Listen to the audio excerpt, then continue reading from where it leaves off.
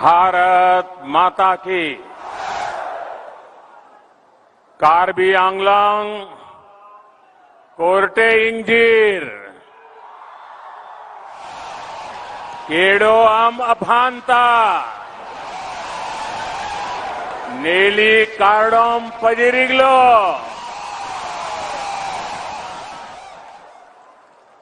असम के राज्यपाल श्री जगदीश मुखी जी, असम के लोकप्रिय मुख्यमंत्री श्री हिमंता बिस्वा शर्मा जी, कार्बी राजा श्री राम सिंह रोंगहांग जी, कार्बी आंगलांग ऑटोनोमस काउंसिल के श्री तुलसीराम रोंगहांग जी, असम सरकार में मंत्री श्री पीयूष हजारिका जी, जोगेन मोहन जी, संसद में मेरे साथी श्री होरेन सिंह बेजी, विधायक श्री भावेश कलिता जी, अन्य सभी जनप्रतिनिधिगण और कार्बी आंगलांग के मेरे प्यारे बहनों और भाइयों,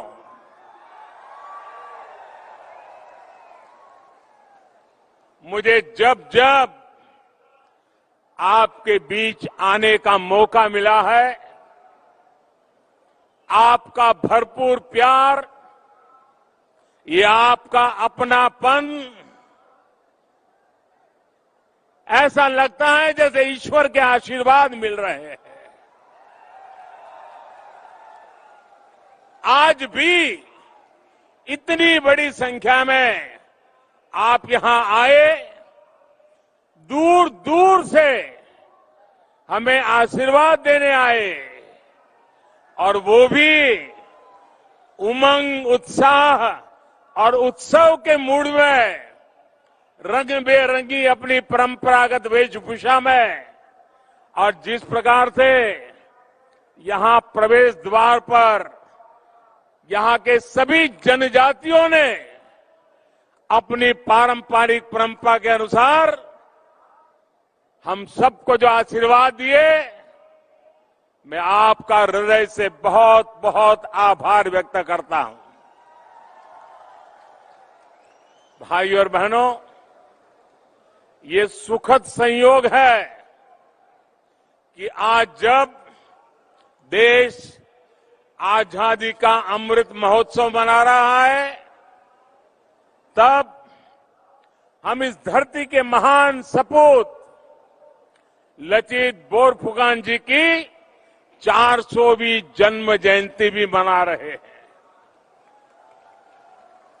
उनका जीवन राष्ट्रभक्ति और राष्ट्र शक्ति की प्रेरणा है। कार्बी आंगलांग से देश के इस महान नायक को मैं आदरपूर्वक नमन करता हूं, उनको श्रद्धांजलि देता हूं। साथियों, भाजपा की डबल इंजन की सरकार जहां भी हो, वहां सबका साथ, सबका विकास, सबका विश्वास और सबका प्रयास, इसी भावना से काम करते हैं। आज ये संकल्प कार्बी आंगलांग की इस धरती पर फिर एक बार सशक्त हुआ है। असम की स्थायी शांति और तेज विकास के उसके लिए जो समझौता हुआ था, उसको आज जमीन पर उतारने का काम तेज गति से चल रहा है। उस समझौते के तहत 1000 करोड़ रुपए के अनेक प्रोजेक्ट का शिलान्यास आज यहां पर किया गया है। डिग्री कॉलेज हो, वेटरनरी कॉलेज हो, एग्रीकल्चर कॉलेज हो, ये सारे संस्थान यहां के युवाओं को नए अवसर देने वाले हैं। साथियों, आज जो शिलान्यास के कार्यक्रम हुए हैं, वो सिर्फ किसी इमारत का शिलान्यास नहीं है। ये सिर्फ किसी कॉलेज का, किसी महाविद्यालय का, किसी इंस्टीट्यूशन का शिलान्यास नहीं है। ये मेरे यहां के नौजवानों के उज्जवल भविष्य का शिलान्यास है।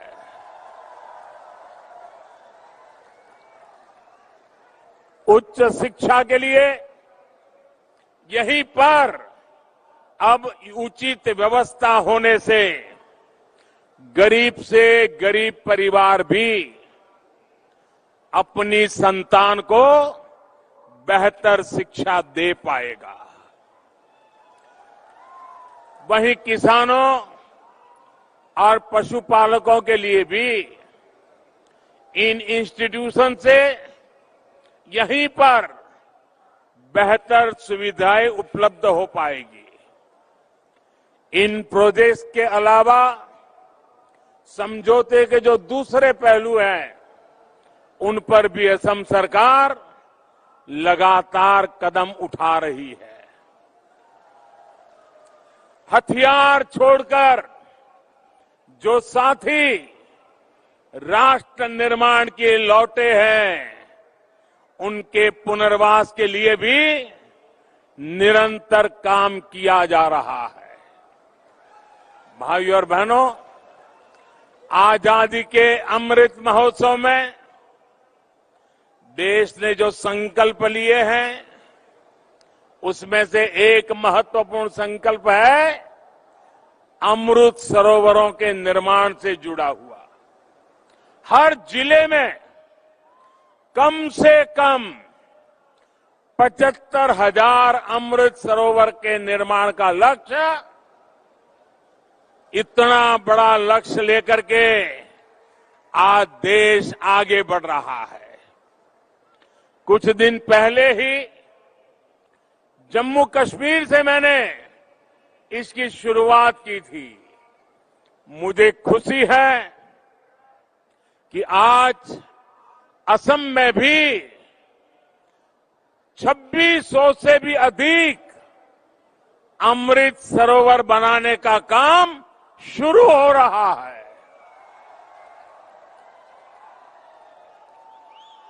ये सरोवरों का निर्माण पूरी तरह से जन भागीदारी पर आधारित है। ऐसे सरोवरों की तो जनजातीय समाज में एक समृद्ध परंपरा भी रही है। इससे गांव में पानी के भंडार तो बनेंगे ही, इसके साथ साथ ये कमाई के भी स्रोत बनेंगे। असम में मछली तो भोजन और आजीविका का एक अहम साधन है। इन अमृत सरोवरों से मछली पालन को भी खूब लाभ मिलने वाला है। भाइयों और बहनों, आप सभी ने बीते दशकों में एक लंबा समय बहुत मुश्किलों से गुजारा है,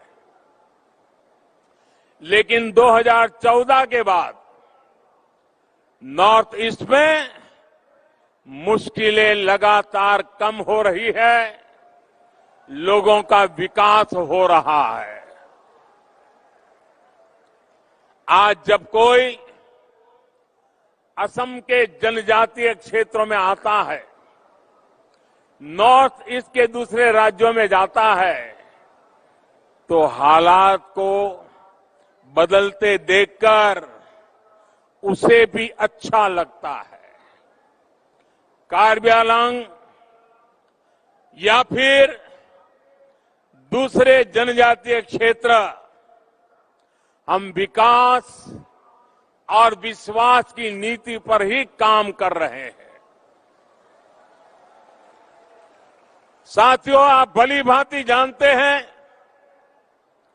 मैंने आपकी समस्याओं को, इस क्षेत्र की दिक्कतों को आप ही के परिवार के एक सदस्य के रूप में, आप ही के एक भाई की तरह, आप ही के एक बेटे की तरह मैंने हर मुसीबत को समझने की कोशिश की है।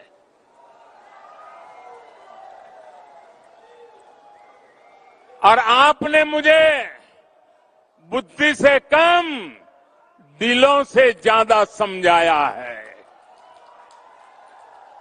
आपने हर बार मेरे दिल को छू लिया है, मेरे दिल को जीत लिया है।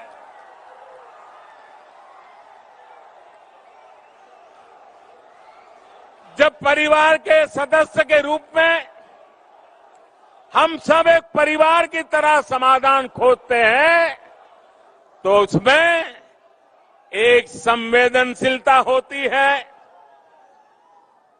दर्द और पीड़ा का एहसास होता है, आपके सपनों को समझ पाते हैं, आपके संकल्पों को समझ पाते हैं, आपके नेक इरादों की इज्जत करने के लिए जिंदगी खपाने का मन कर जाता है।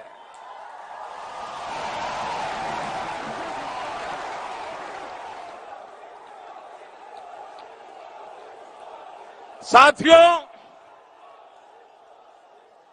हर इंसान को, असम के इस दूरदराज क्षेत्र के लोगों को भी, जंगलों में जिंदगी गुजारने वाले मेरे नौजवानों को भी आगे बढ़ने की तमन्ना होती है, इच्छा होती है। और इसी भावना को समझते हुए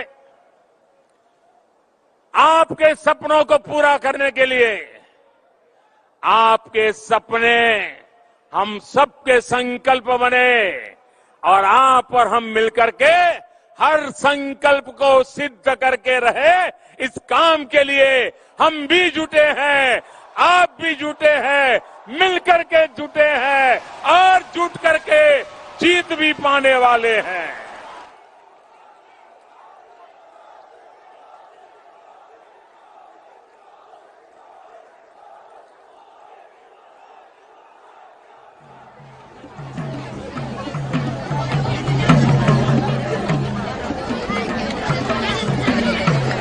भाई और बहनों, आज पूरा देश ये देख रहा है कि बीते सालों में हिंसा, अराजकता और अविश्वास की दशकों पुरानी समस्याएं कैसे उसका समाधान किया जा रहा है, कैसे रास्ते खोजे जा रहे हैं।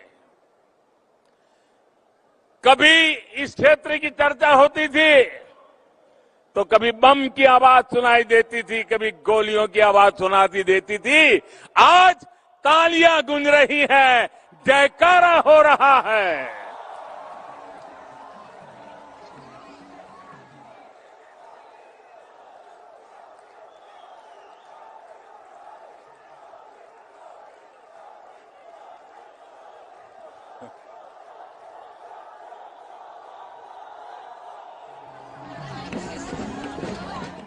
पिछले वर्ष सितंबर में कार्बी आंगलांग के अनेक संगठन शांति और विकास के रास्ते पर आगे बढ़ने का संकल्प लेकर के जुड़ गए। 2020 में बोडो समझौते ने स्थायी शांति के नए द्वार खोल दिए। असम के अलावा त्रिपुरा में भी एनएलएफटी ने शांति के पथ पर कदम बढ़ाए।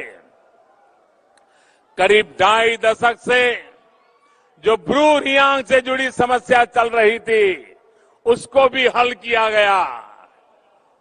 बाकी जगहों में भी स्थायी शांति के लिए हमारे प्रयास लगातार चल रहे हैं, गंभीरता से चल रहे हैं।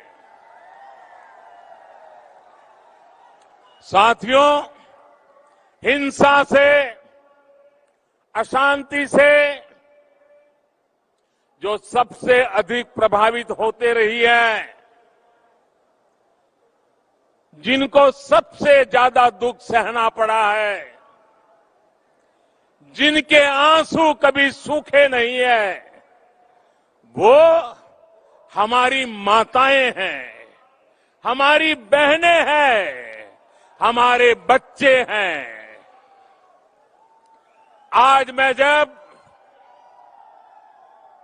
हथियार डालकर जंगल से लौटते नौजवानों को अपने परिवार के साथ परिवार के पास वापस लौटते देखता हूं, और मैं जब उन माताओं की आंखें देखता हूं, उन माताओं की आंखों में जो खुशी महसूस होती है, हर्ष के आंसू बहने लग जाते हैं। मां के जीवन को एक शांति मिलती है, संतोष मिलता है, तो मैं आशीर्वाद की अनुभूति करता हूं। आज यहां पर भी इतनी बड़ी संख्या में माता बहनें आई हैं। इन माताओं बहनों का यहां आना, आशीर्वाद देना, ये भी शांति के प्रयासों को नई शक्ति देते हैं, नई ऊर्जा देते हैं। इस क्षेत्र के लोगों का जीवन, यहां के बेटे बेटियों का जीवन बेहतर हो, इसके लिए केंद्र और राज्य की डबल इंजन की सरकार पूरी शक्ति से काम कर रही है, समर्पण भाव से काम कर रही है, सेवा भाव से काम कर रही है।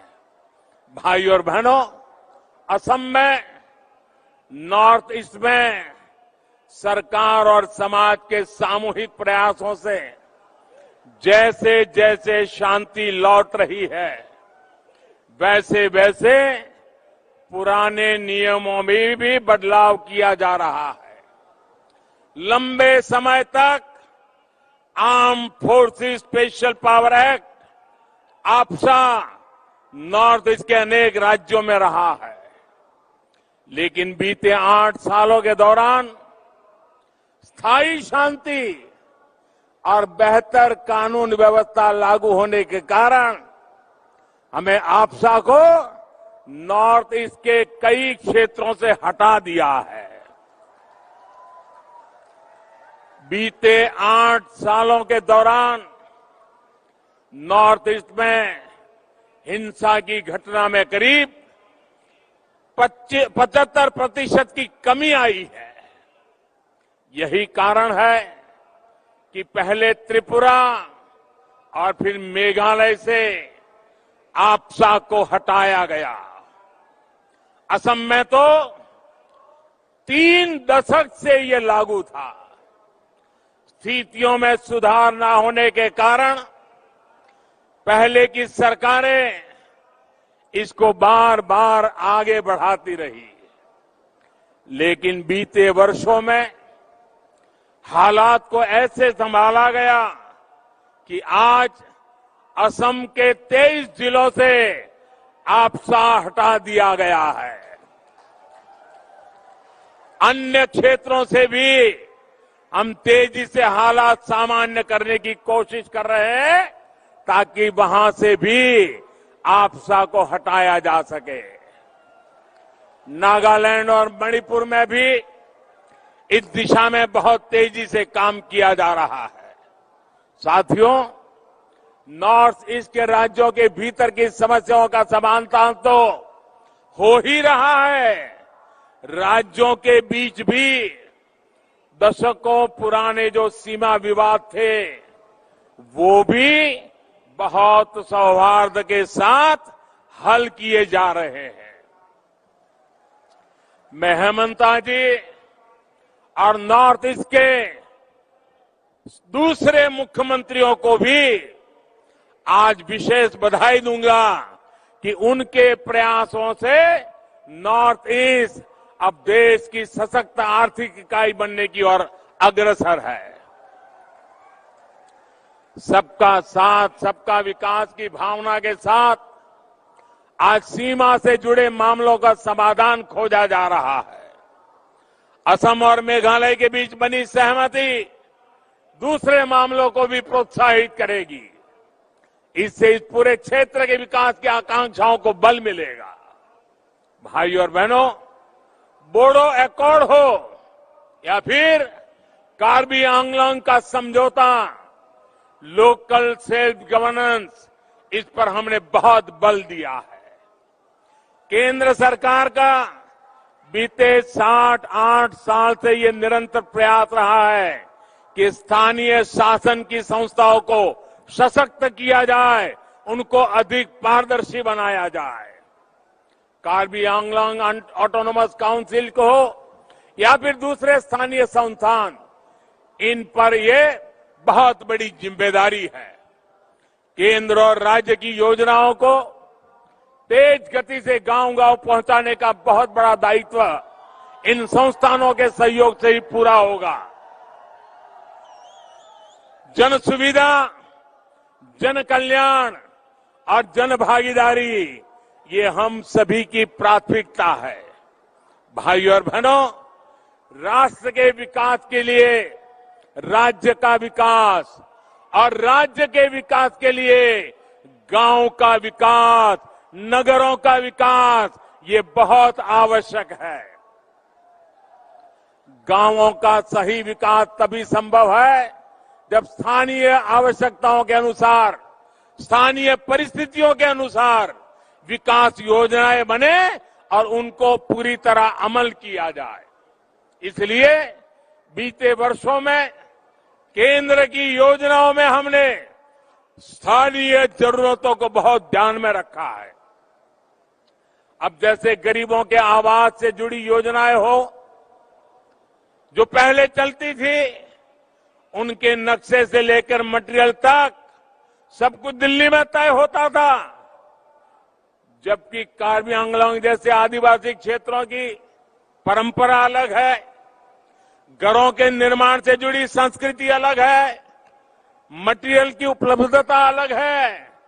इसलिए एक बड़ा बदलाव प्रधानमंत्री आवास योजना में यही किया गया कि लाभार्थी के बैंक खाते में सीधे पैसे जाएंगे। इसके बाद वो लाभार्थी अपनी पसंद के अनुसार, अपनी इच्छा के अनुसार वो खुद का घर बनाएगा और सीना तान करके दुनिया को कहेगा कि मेरा घर है, मैंने बनाया है।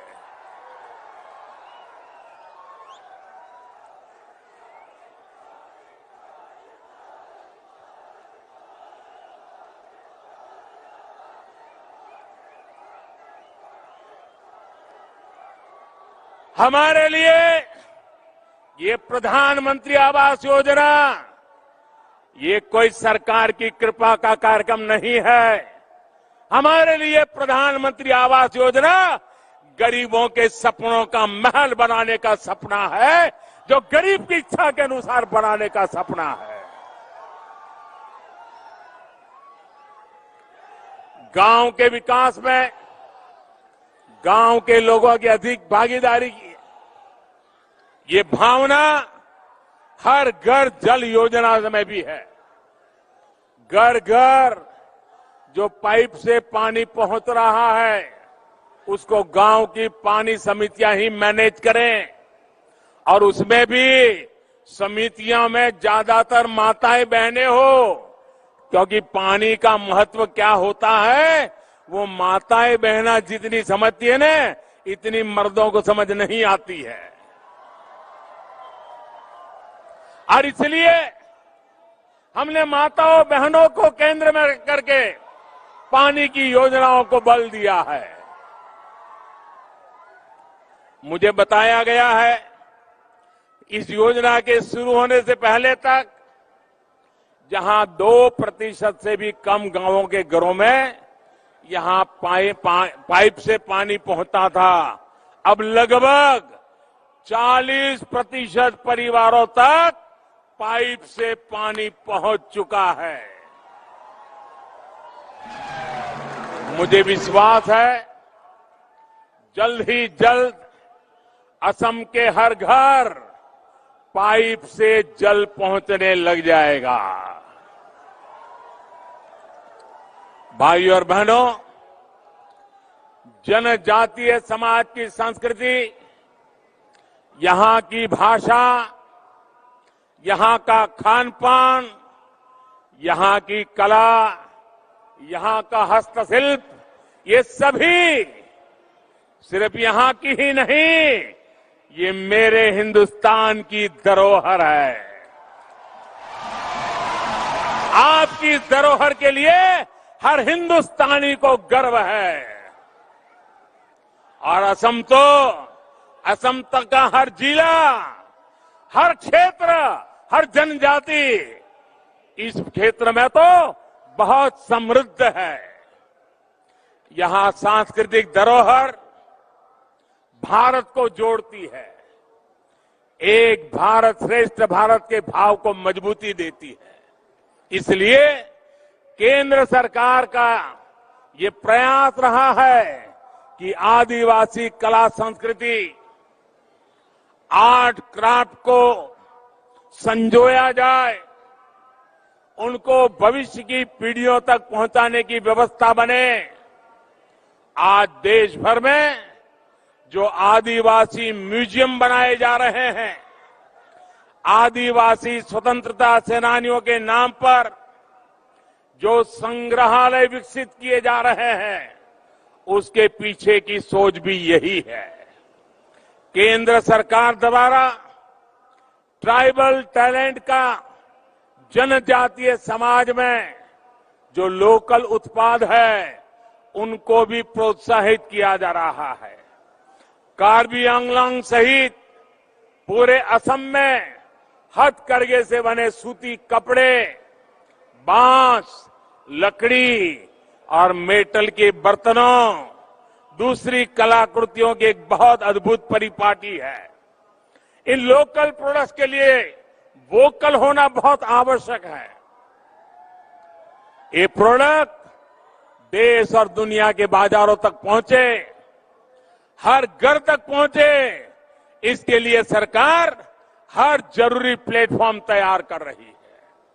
और दूर सुदूर जंगलों में रहने वाले मेरे भाई बहन, कला से जुड़े मेरे भाई बहन, हस्तशिल्प से जुड़े भाई बहन, मैं हर जगह पे जाकर के आपकी बात करता हूं। वोकल फॉर लोकल हर जगह पे बोलता रहता हूं, क्योंकि आप जो करते हैं उसे हिंदुस्तान के घरों में जगह मिले, दुनिया में उसका सम्मान बढ़े। साथियों, आजादी के इस अमृत काल में कार्बी आंगलांग भी शांति और विकास के नए भविष्य की तरफ बढ़ रहा है। अब यहां से हमें पीछे मुड़कर नहीं देखना है। आने वाले कुछ वर्षों में हमें मिलकर उस विकास की भरपाई करनी है जो बीते दशकों में ही नहीं कर पाए थे। असम के विकास के प्रयास में हम पूरी तरह से आपके साथ हैं। मैं फिर एक बार, इतनी बड़ी तादाद में आप आशीर्वाद देने आए हैं, मैं फिर एक बार विश्वास दिलाता हूं। मैंने पहले भी कहा था, आपका ये जो प्यार है ना, इस प्यार को मैं ब्याज समेत लौटाऊंगा, विकास करके लौटाऊंगा।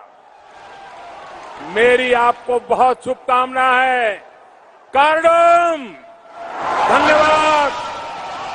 भारत माता की, भारत माता की, भारत माता की। बहुत बहुत धन्यवाद। कार्डम।